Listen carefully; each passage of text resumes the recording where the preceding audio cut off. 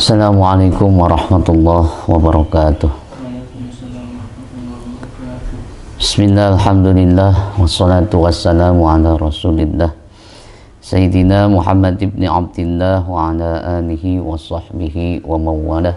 Allahumma salli ala Sayyidina Muhammadin al-fatihi lima uqliqa wal khatimi lima sabaqa nasiril haqqi bil haqq wal hadi ila siratikal mustaqim wa ala alihi haqqa qadrihi wa miqdarihil azim.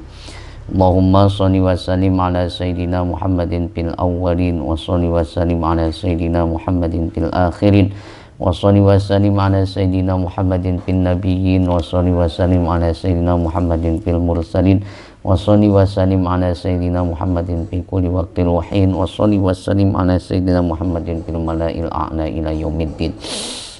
Allahumma bihaqihi wa bihaqil mursalin wa bihaqil anbiya'ika wa bihaqis syuhada'is shalihin wa bihaqil ulama'il amilin wa bihaqil awliya'ikal muqarrabin istajib du'ana ya Allah. Ya Fattahu ya Alimu ya Khabiru ya Mubin. Ya Fattahu ya Alimu ya Khabiru ya Mubin.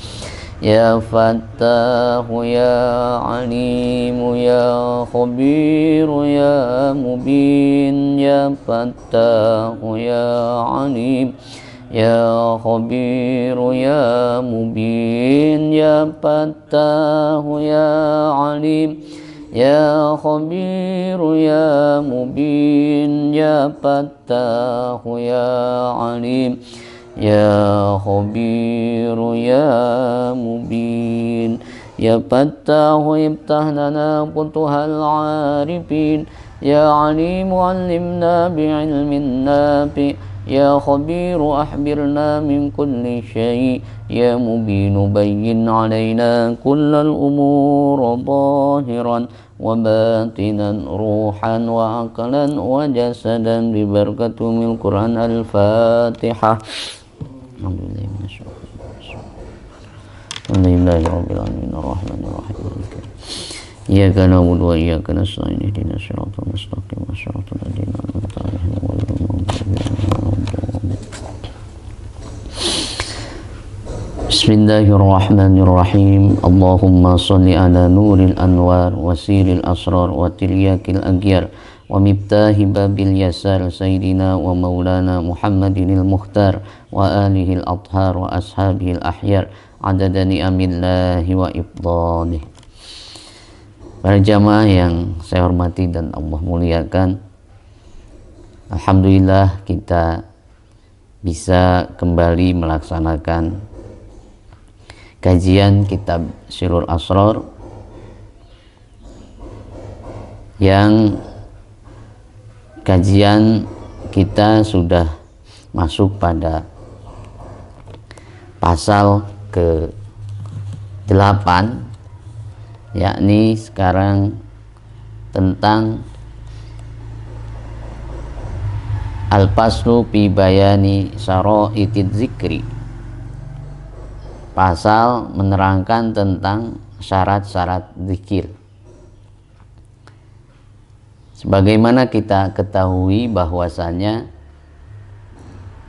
identitas seorang ahli tasawuf itu adalah ahli dzikir. Maka di sini Syekh Abdul Qadir Jailani memberikan arahan dan tuntunannya bagaimana kita berzikir kepada Allah Subhanahu wa taala. Beliau menyampaikan bismillahirrahmanirrahim, wa huwa ayyakuna az-zakiru ala wudu'it tamin.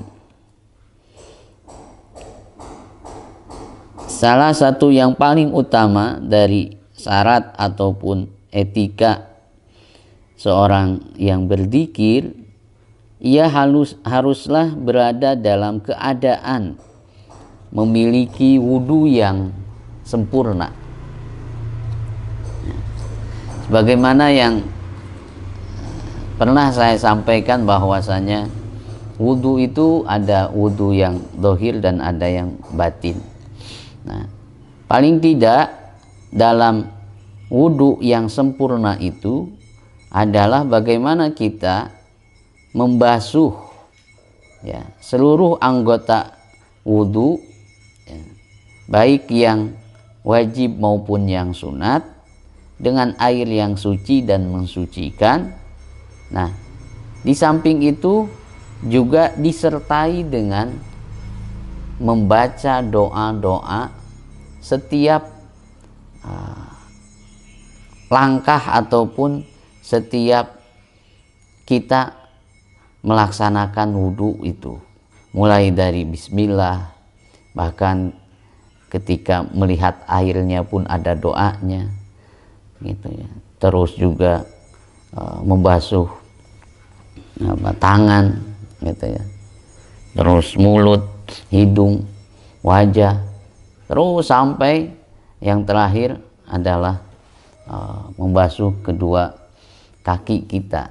Nah, itu secara zahir kita sentuh dengan air, secara batin kita sentuh dengan zikir ya, yaitu dengan doa-doa yang diajarkan oleh Kanjeng Nabi Muhammad SAW. Nah, setelah itu wa ayyadzkura bidorbi syadidin wa sautin qawin hatta yahsula anwarud zikri fi bawatiniz zakirin. Nah, setelah kita memang memiliki wudhu yang tam, wudhu yang sempurna, selanjutnya upayakanlah kita berzikir dengan zikir yang bidorbi syadidin wa sautin qawin, dengan kesungguhan dan dengan suara yang kuat. Maksud suara yang kuat ini tidaklah bukan suara yang keras, tapi yang dimaksud adalah bahwa kita mengucapkannya dengan kesungguhan gitu. Seperti dalam ucapan Astaghfirullahaladzim, itu memang kesungguhan kita, secara lisan kita mengucapkan istighfar dan diiringi dengan hati kita memang beristighfar kepada Allah. Nah, ini sebagaimana dalam Al-Quran disebutkan gitu ya, ada orang yang beristighfar tapi atau mengucapkan sesuatu tapi itu hanya lisannya saja, tidak diiringi dengan hatinya. Nah, tentu ini bukanlah yang dimaksud oleh Syekh Abdul Qadir Jailani dengan berzikir gitu, berzikir yang semestinya. Jadi yang dituntun atau yang diharapkan dari zikir dengan suara yang keras dan suara yang kuat gitu. Suara yang kuat adalah kesungguhan di mana lisan kita berzikir diiringi dengan hati kita betul-betul melaksanakan zikir itu, yaitu dengan mengiringi dengan hati yang tulus dalam berzikir. Nah, hatta yahsula anwarud dzakiri fi bawatiniz zakirin, sehingga ia atau akan sampailah gitu, cahaya-cahaya zikir itu di batinnya orang-orang yang berzikir. Nah, gitu. Jadi tadi suara yang kuat ya, itu menunjukkan kesungguhan. Nah, kesungguhan kita dalam berzikir yang diiringi dengan ketulusan hati, maka akanlah menyampaikan nur cahaya dari zikirnya. Jadi zikirnya itu akan memancarkan cahaya yang itu akan masuk ke dalam batin kita. Nah,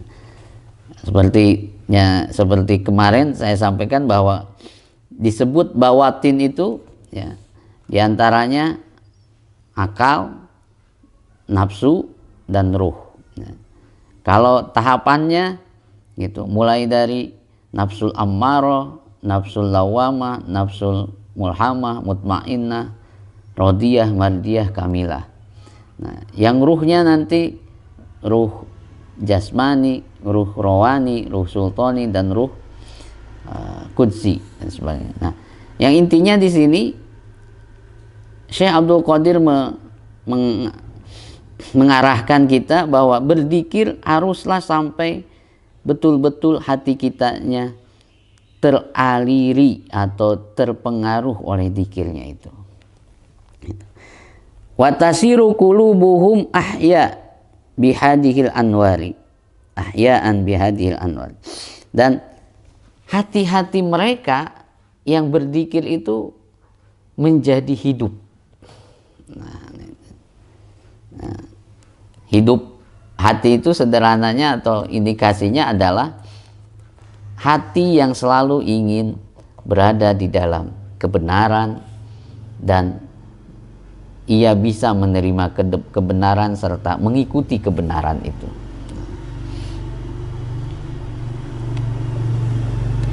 Hayatan abadiyatan ukhrawiyatan. Nah,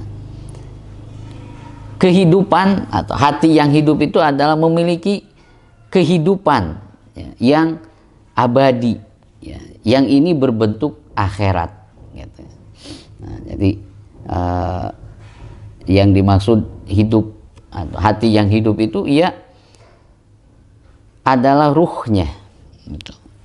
Ruh di dalam diri kita melaksanakan fungsinya, yaitu beribadah kepada Allah. Kama qala Allah Ta'ala la yaduquna fihal mauta illal mautatal ula.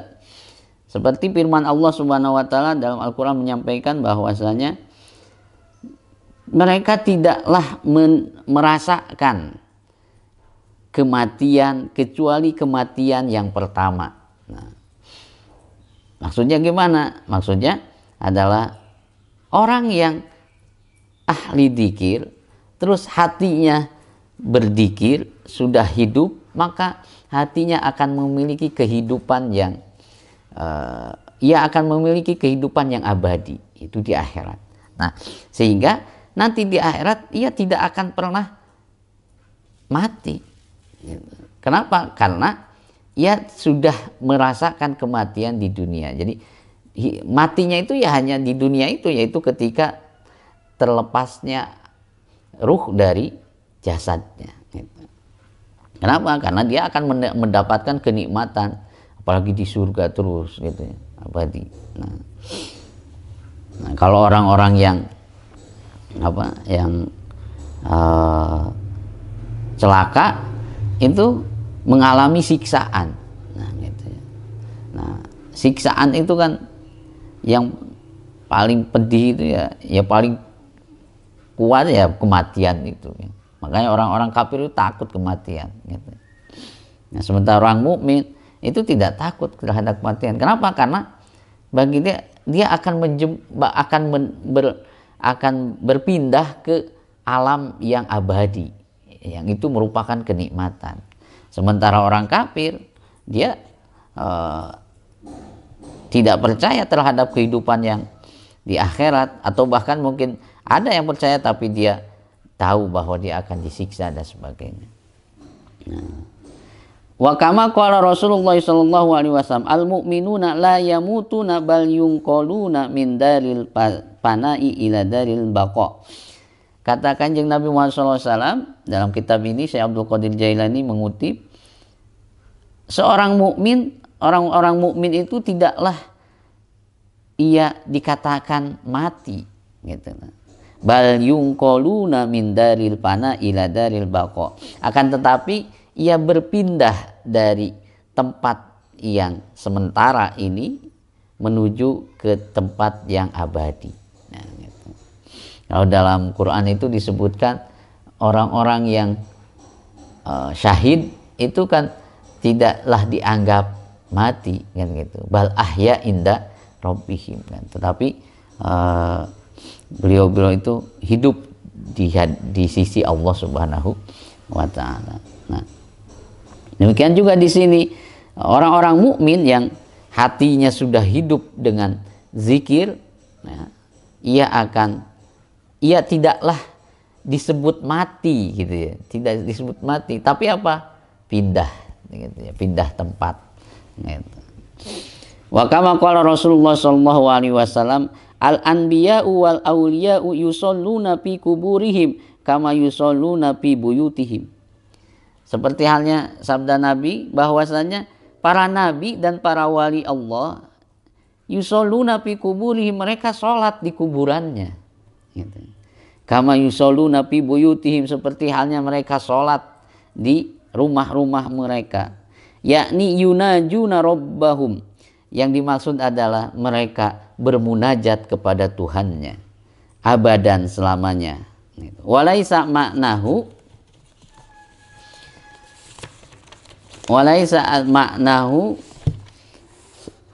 dhahiru sholati minal qiyami war ruku'i wasujudi wal qu'udi bal mujarradul munajati. Ya, yang dimaksud bukanlah sholat seperti yang dohir, ya, sholat yang dimana dia berdiri, ada ruku, ada sujud, ada duduk gitu, dan sebagainya. Tapi yang dimaksud adalah sholat itu adalah munajatnya gitu. Jadi bukan berarti di kuburan sholat lagi wudhu, enggak, tapi apa? Munajatnya gitu. Min kibalil abdi, dari sisi hambanya. Jadi seorang yang sudah hidup gitu ya, hatinya karena zikir gitu, terus ia sampai kepada makom padhuli fi ibadi, itu masuklah dalam golongan hambaku kan gitu. Itu para ulama-ulama ini, para anbiya dan para nabi, para wali dan sebagainya, ia beribadah itu merupakan kenikmatan gitu. Kenikmatan, sehingga di alam kubur itu mendapatkan kenikmatan, diantaranya apa? Ia terus bermunajat kepada Allah gitu. Jadi, zikirnya itu nikmat, maka di alam kubur pun beliau itu berzikir juga gitu. Nah tentu tidaklah seperti kita gitu ya, dengan suara ataupun dengan tasbih dan sebagainya. Wallahu alam secara ininya. Yang pasti beliau, para ulama-ulama itu bermunajat atau beribadah gitu ya, zikir di alam kuburnya gitu. Sampai kapan? Sampai nanti yang terakhir kenikmatan melihat Allah, dan ketika melihat Allah mereka bersujud gitu ya. Tapi pada saat itu oleh Allah sudah istilahnya bukan dilarang ya, dia dilarang, ini waktunya adalah menikmati gitu ya, menikmati penglihatan atau kebersamaan dengan Allah yang dipimpin oleh Nabi Muhammad SAW. Bukan waktunya untuk sujud lagi. Nah gitu. Nah tapi karena begitu sangat menikmatinya itu ya, keagungan gitu, menikmati keagungan Allah, takjub dan sebagainya, pada saat itu refleks langsung sujud gitu. Tapi namun Allah melarangnya, terus juga akhirnya ia menikmati kebersamaan dengan Allah.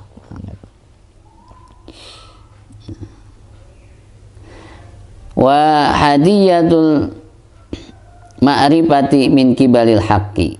Nah, jadi yang dimaksud tadi berzikir dan munajat gitu ya, itu dari seorang hamba itu munajat dan hidayah dari sisi Allah gitu. Allah memberikan hidayah di situ. Nah, hidayah di mana? Yaitu ketenangan, kenyamanan dan sebagainya gitu. Anugerah di situ. Fayakunul arifu muharraman ilallahi ta'ala, maka jadilah seorang arif billah itu dekat dengan Allah, biziyadati munajati fil qabrihi, dengan tambahan munajat di kuburannya. Nah, itu. Jadi ditambah lagi peningkatan beliau itu. Nah, sama seperti doa-doa yang dari kita yang masih hidup itu dikirimkan kepada ahli kubur, itu akan menambah derajat bagi ahli kubur. Nah, kalau umpama ahli kuburnya ada siksa kubur, maka akan diringankan, dikurangi. Nah, gitu. Disinilah pentingnya kita selalu mendoakan yang sudah ada di alam kubur itu. Kama qala Rasulullah sallallahu alaihi wasallam, al-musalli yunaji rabbahu. Seorang yang sholat itu adalah bermunajat kepada Tuhannya. Nah, tadi ada hidayah dari Allah, gitu ya. Jadi seorang hamba itu munajat ke Allah dan Allah memberikan hidayah. Di antara makna hidayah di sini, kalau hidayah secara sederhananya adalah petunjuk, ya. Nah, petunjuk apa yang diberikan oleh Allah di alam yang itu? Yaitu adalah petunjuk di mana Allah memperlihatkan kenikmatan-kenikmatan atau perjalanan yang akan ia lalui sampai kepada surganya Allah nanti dengan kenikmatan-kenikmatan. Nah, gitu. Jadi sehingga apa? Beliau merasakan kenikmatan. Gitu. Para ulama itu merasakan kenikmatan. Dan ini juga diberikan ketika sakratul maut. Nah, gitu. Dan di dalam keterangan itu disebutkan ketika di sakratul maut itu akan diperlihatkan tempatnya nanti di alam akhirat itu di mana, gitu. Kalau ahli surga akan diperlihatkan ahli surga. Kalau ahli neraka akan diperlihatkan ahli neraka. Nah, ketika diperlihatkan inilah kadang yang ahli surga itu merasa nikmat dicabut nyawa. Kenapa? Karena sudah jelas tempatnya, gitu. Ia ingin segera mendapatkan kenikmatan itu, diantaranya adalah di kuburan mendapatkan taman-tamannya surga. Sementara orang yang ahli neraka itu merasa sakit dicabut nyawa. Kenapa? Karena ia enggan untuk keluar dari jasadnya.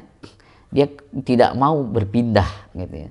Dia tidak mau mengalami kematian itu. Kenapa? Karena ketika mati dia akan mendapatkan tempat yang jelek, yang celaka. Nah, gitu. Ibarat ada seseorang, ya, gitu, di suatu rumah, gitu ya. Nah, kita sedang ada di suatu rumah atau apa. Nah, di luar rumah ada orang-orang yang sudah menyambut, gitu ya, dengan bunga, dengan apa, silahkan keluar, gitu. Dipersilakan keluar, kami sambut dengan meriah dan sebagainya, diberikan hadiah dan sebagainya. Tentu orang ini akan keluar dengan senang hati. Nah, tapi sebaliknya orang yang di luar sudah nyambut dengan siksaan, gitu ya. Ayo cepat keluar, ini borgol sudah siap, ini penjara sudah, dan siksaan semua. Ya tentu orang akan apa? Berupaya berada tetap di mana? Di rumahnya. Sampai didobrak rumahnya, pintunya, ya baru digeser gitu, diseret dan sebagainya. Nah, disitulah terasanya sakitnya dicabut nyawanya itu, katanya gitu. Wallahu alam aslinya, gitu. Tapi gambarannya seperti itu. Nah, sementara orang-orang yang hatinya sudah senantiasa berzikir dan sebagainya, itu Allah berikan petunjuknya bahwa ia akan mendapatkan tempat yang nikmat dan sebagainya. Akhirnya dia nikmat, gitu. Jadi baik di alam, ketika sakratul maut, maupun di alam kuburnya, maupun nanti di alam-alam berikutnya, Allah berikan petunjuk, jalannya enak, gitu, sudah diaping, gitu, dan sebagainya. Nah, ini di antara hasil dari munajat seorang hamba, gitu. Fakama la yanamul qalbul hayyu fakadzalika la yamutu. Demikian pula, ya, seperti halnya tidaklah tidur, gitu, hati yang hidup, maka dia pun tidak akan mati, gitu. Kama qala Nabi sallallahu alaihi wasallam, tanamu aini wala yanamu qalbi. Kanjeng Nabi pernah menyampaikan bahwasanya mataku itu tidur, tapi hatiku tidaklah pernah tidur. Dengan apa? Dengan berzikir. Nah, ketika hati ini tidak tidur, maka dia pun nanti tidak akan mati. Nah, yang mati itu mana? Jasadnya saja. Gitu. terus secara hatinya tidak mati. Wa qala Rasulullah sallallahu alaihi wasallam, man mata fi thalabul ilmi ba'asallahu fi qabrihi malakaini yu'allimanihi ilmal ma'rifah. Barang siapa, kata Kanjeng Nabi, barang siapa yang meninggal di dalam proses mencari ilmu, nah, mencari ilmu gitu, di perjalanan ataupun masa waktu pencarian ilmu itu belum selesai, dia sudah meninggal. Ini kita sering menemukan gitu ya, itu banyak gitu. Nah, jadi ada orang yang meninggal di dalam proses mencari ilmu. Nah, ba'asallahu fi qabrihi malakaini, maka Allah akan mengutus ke dalam kuburannya dua malaikat, yu'allimanihi ilmal ma'rifah, yang itu Allah mengizinkan atau memerintahkan kepada dua malaikat itu ya untuk memberikan ilmu ma'rifat, mengajarkan ilmu ma'rifat. Wa qama min qabrihi aliman wa arifan, dan ia akan dibangkitkan dari alam kuburnya menjadi seorang alim dan seorang arif. Wal muradu minal malakaini ruhaniyah an-nabiyyu wal waliyu. Nah, sementara kata Syekh Abdul Qadir Jailani yang dimaksud dua malaikat tadi itu adalah ruhaniyatun nabi, ruhnya Kanjeng Nabi dan para wali gitu. Ruhnya nabi dan wali. Li anal malaka la yadkhulu fi alamil ma'rifah. Sesungguhnya dikarenakan seorang atau malaikat itu tidak masuk kepada ilmu ma'rifah, alamul ma'rifah, wala yu'allimuhu, dan tidak mengajarkan. Yang mengajarkan itu siapa? Kanjeng Nabi dan para wali. Nah, jadi disinilah sebagian ulama yang memaknai mencari ilmu itu dari mulai kandungan sampai ke liang lahat gitu ya. Jadi dari masih di alam rahim sampai ke alam barzah gitu ya. Thalabul ilmi min faridatun ala kulli muslim minal mahdi ilal lahdi. Thalabul ilmi faridatun ala kulli muslimin wal muslimin minal mahdi ilal lahdi. Nah, dari mulai kandungan sampai ke liang lahat. Nah, maksudnya ke alam kubur. Nah, terus ketika di alam rahim itu tugas orang tua memberikan pengajaran dengan baca kalimah-kalimah yang baik. Sementara di alam kubur itu ada namanya talqin itu. Gitu, talqin itu. Nah, di samping itu orang-orang yang meninggal dalam perjalanan mencari ilmu, maka di alam kubur pun akan diberikan pengajaran ilmu. Nah, gitu. Ini sesuai dengan hadis ini gitu. Nah, maka niatkan gitu. Sepanjang hidup kita itu ya niat untuk belajar, untuk mencari ilmu gitu.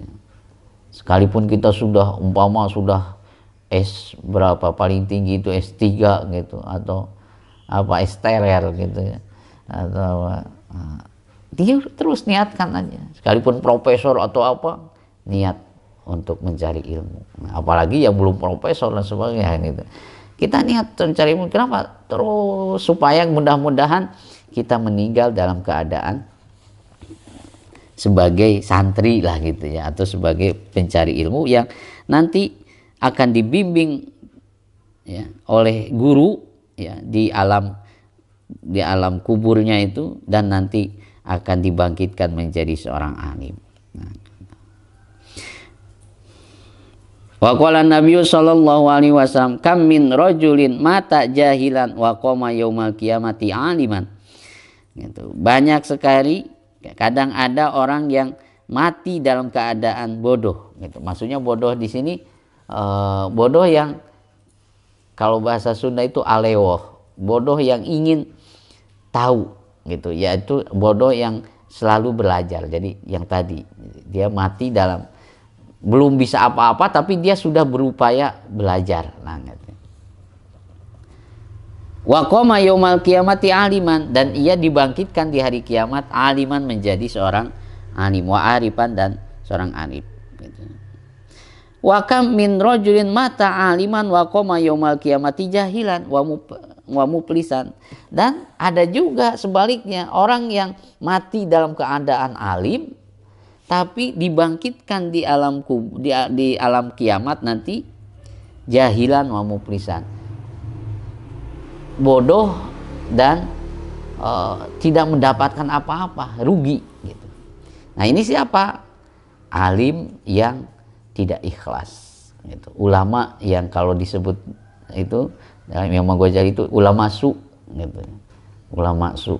Artinya yang keilmuannya itu ya hanya untuk kewibawaan, hanya untuk keduniawian dan sebagainya. Bukan karena Allah gitu. Nah, tapi kalau orang yang karena Allah, sekalipun dia belum alim gitu, meninggal dengan catatan ia senantiasa tetap menjaga niatnya sebagai pelajar, maka ia akan dibangkitkan menjadi ulama gitu, alim. Tapi alim, seorang ulama yang meninggal sementara dalam kealimannya itu tidak ikhlas karena ingin dunia dan sebagainya, maka ia akan dibangkitkan dalam keadaan jahil, bodoh. Nah, disinilah kembali kepada hati yang harus hidup gitu ya. Hati yang hidup itu mana? Ya hati yang senantiasa zikir kepada Allah, mengingat Allah. Minimal apa? Niatnya diikhlaskan. Nah, gitu. Setiap saat, setiap waktu terus ia ingin ingin senantiasa mendapatkan karunia Allah, yang ia tuju hanyalah Allah dan sebagainya. Jadi di sini yang paling penting adalah bagaimana kita menghidupkan hati kita agar senantiasa hati kita ini di alam manapun kita hidup gitu. Baik di alam dunia maupun di alam kubur maupun di alam nanti di akhirat gitu. Kita senantiasa hidup.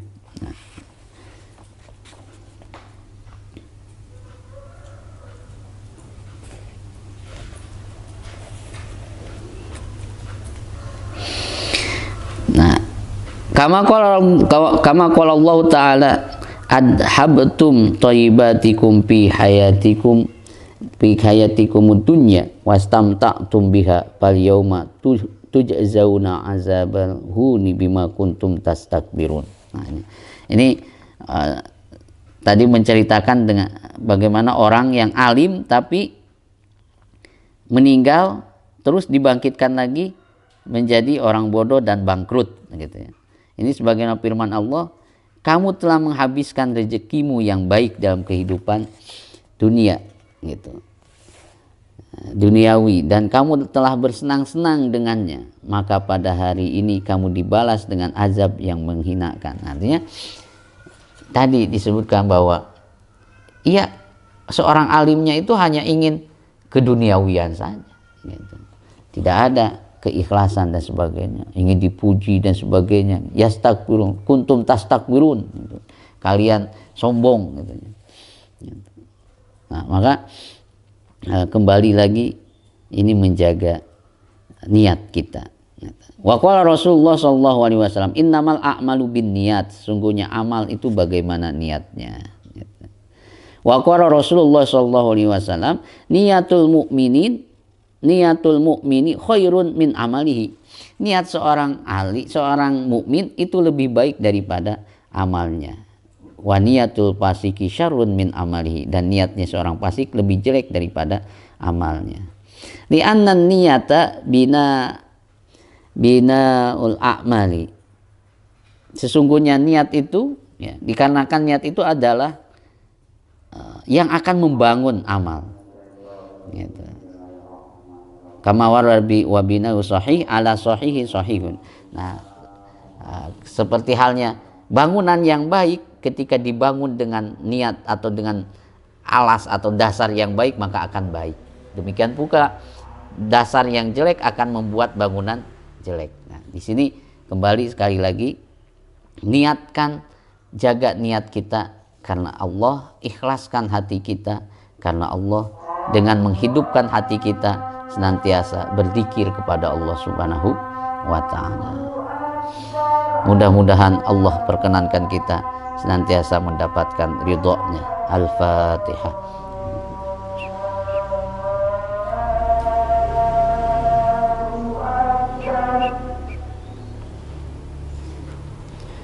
Jazakumullah ahsanal jazaa. Wassalamualaikum warahmatullahi wabarakatuh.